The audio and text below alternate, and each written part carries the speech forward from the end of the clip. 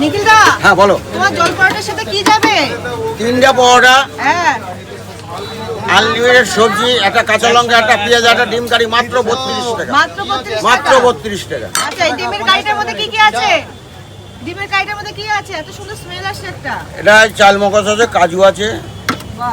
আর তরকারি কি আছে একটু দেখো। তরকারি আলুর সবজি আছে, এই দেখো একদম কি আনলিমিটেড দাদা? আনলিমিটেড সবজি, আনলিমিটেড দেখো, আচ্ছা। দেখতে পাচ্ছ একদম মাখা মাখা, মাখা মাখা। কোনো ঝোল পাবে না। কখন থেকে পাওয়া যাবে? এটা সকাল 7টা থেকে রাত 11টা। রাত 11টায়। আর তোমরা বাসি হবে না তো? বাসি হবে কেন? 3 বেলা তরকারি হয়, বাসি হয় এখানে?